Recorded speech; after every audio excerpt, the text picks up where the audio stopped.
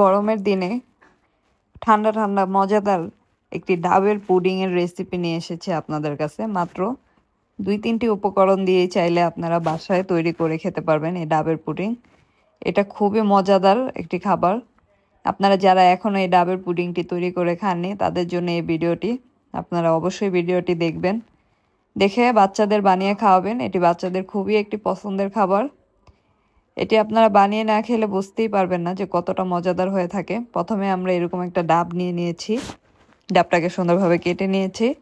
এখন এটার ভেতর থেকে পানিটা বের করে নিয়েছি, সেই পানিটা আমি কড়াইতে দিয়ে দিলাম। এইটুকু পরিমাণ পানি বের হয়েছে। তারপরে এখানে আগার আগার পাউডার দিয়ে দিলাম, এটা হাইকো কোম্পানির। সামান্য পরিমাণ, অত একটা বেশি দিতে হবে না কারণ পানির পরিমাণটাও খুবই কম।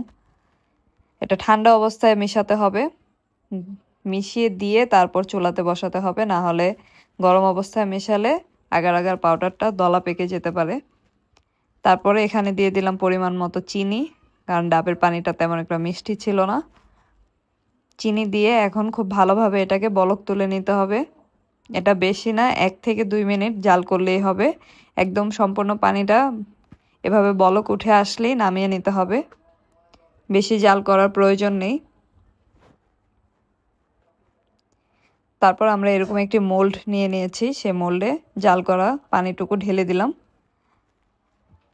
তারপর আমরা সেই ডাবটাকে কেটে ভেতর থেকে ডাবের অংশটুকু বের করে এরকম পিস পিস করে কেটে নিয়েছিলাম, সেগুলোকে দিয়ে দিলাম।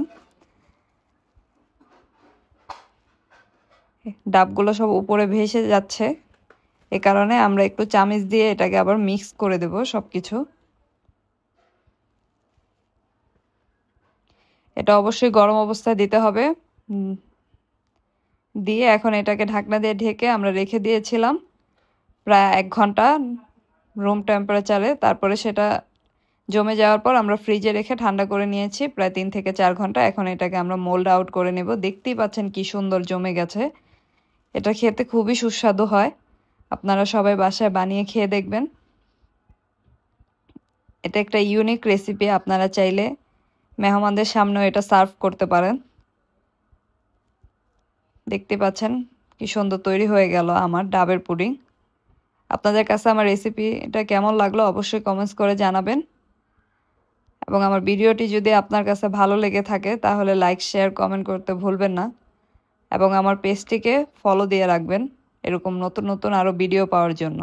এরপর কি ভিডিও দেখতে চান কমেন্টস করে জানাতে পারেন, ট্রাই করব আপনাদের মাঝে শেয়ার করার জন্য। দেখতেই পাচ্ছেন কি সুন্দর একদম জেলির মতো হয়ে গেছে, খেতেও খুব মজাদার ছিল। ভিডিওটি ভালো লেগে থাকলে কমেন্টস করে জানাবেন কেমন লাগলো। Thanks for watching.